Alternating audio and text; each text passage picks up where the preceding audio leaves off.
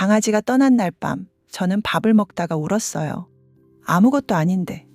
그냥 밥그릇이 눈에 들어왔는데 언제나 그 자리에 있던 작은 그릇이. 그게 다인데 그 순간 너무 무너져서 숟가락을 내려놓고 한참을 그냥 앉아 있었어요. 혹시 이런 경험 있으세요?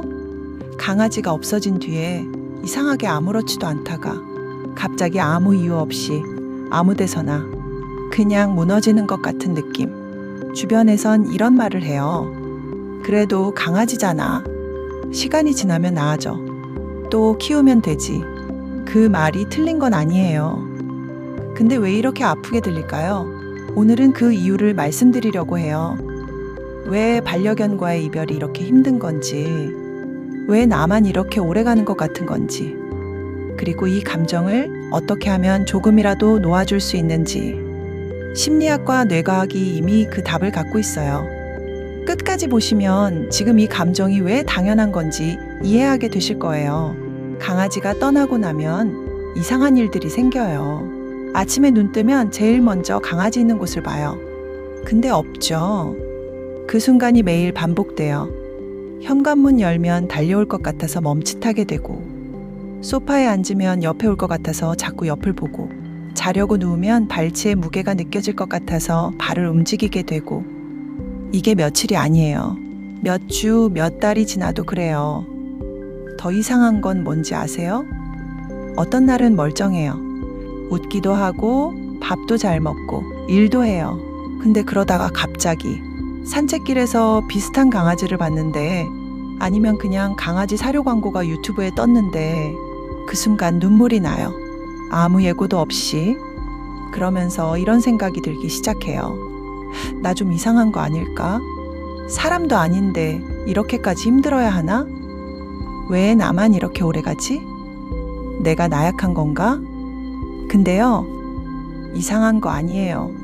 이게 정상이에요. 뇌과학적으로, 심리학적으로 명확한 이유가 있어요.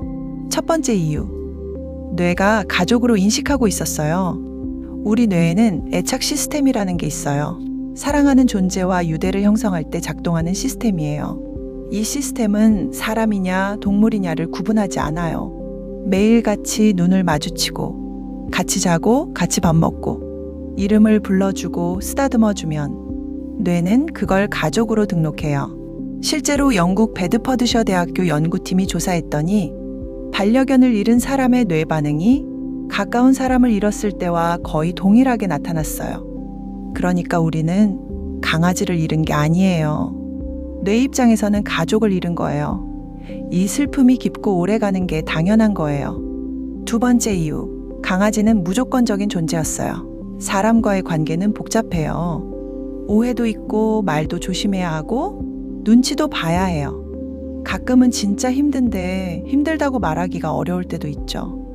근데 강아지는 달랐죠. 내가 울고 있어도 판단하지 않았어요. 아무 말 안 해도 그냥 옆에 있어줬어요. 내가 초라한 날에도 외로운 날에도 제일 먼저 제일 크게 반겨줬어요. 심리학에서는 이걸 비언어적 무조건 수용이라고 해요. 말 없이 조건 없이 그냥 받아들여주는 것. 이런 관계는 솔직히 인간관계에서 얻기 쉽지 않아요. 근데 매일 10년이고 15년이고 그 관계를 경험한 거예요. 그러니까 강아지가 사라졌을 때 단순히 강아지가 없어진 게 아니라 나를 가장 편하게 해주던 존재가 사라진 거예요. 세 번째 이유, 뇌는 아직 모르고 있어요. 이게 제일 중요한 부분이에요. 뇌는 습관으로 움직여요. 몇 년 동안 매일 같은 시간에 밥을 주고 산책을 나가고 자기 전에 쓰다듬어주고 이 루틴이 뇌에 깊이 새겨져 있어요. 근데 어느 날 갑자기 그 루틴이 끊긴 거예요. 뇌는 아직 그 부재에 적응하지 못한 거예요. 그래서 자꾸 그 자리를 찾는 거예요. 그게 이 감정이 오래가는 이유예요. 이제 이게 왜 힘든지 이해되셨을 거예요. 근데 이걸 머리로 이해하는 것과 감정으로 소화하는 건 다르죠. 실제로 이 슬픔을 경험한 분들의 이야기를 들어볼게요. 한 분 이야기를 들려드릴게요.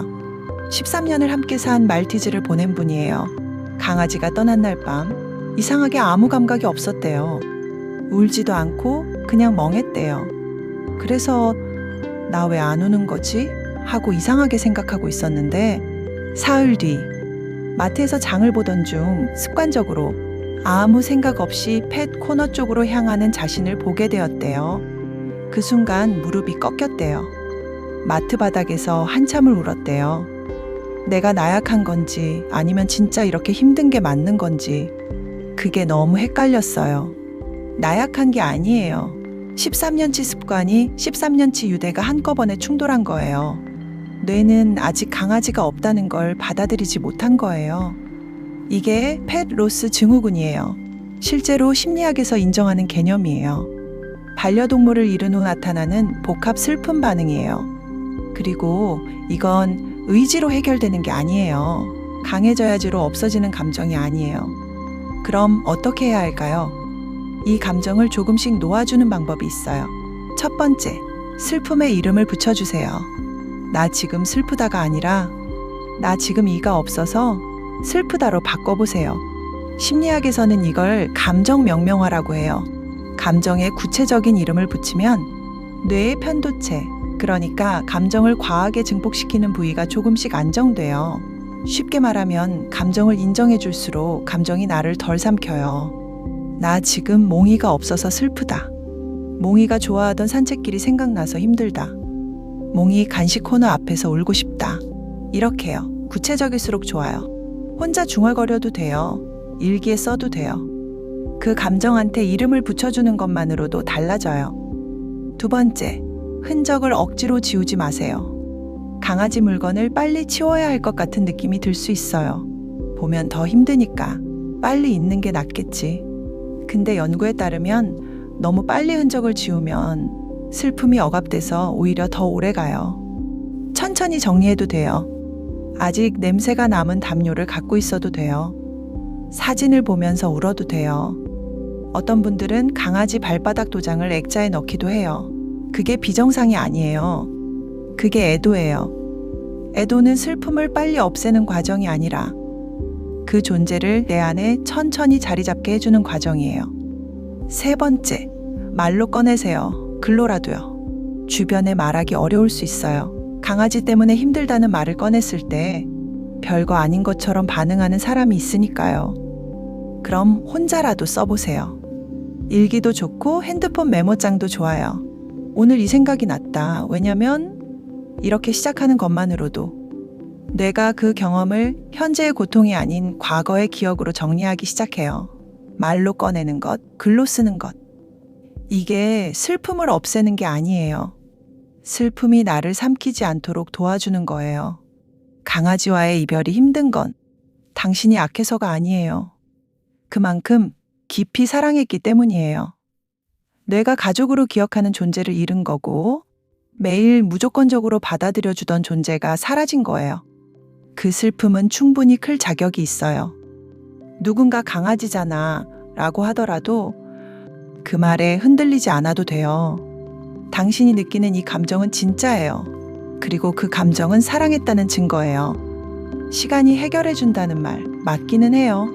근데 오늘 이 영상을 보신 분들은 시간이 흐르는 동안 조금 더 자신에게 다정하게 있어줄 수 있을 거예요. 억지로 빨리 털어내려 하지 않아도 돼요. 그 슬픔 안에 있어도 괜찮아요. 천천히 가도 괜찮아요. 이 영상이 조금이라도 위로가 됐다면 좋아요 한 번만 눌러주세요.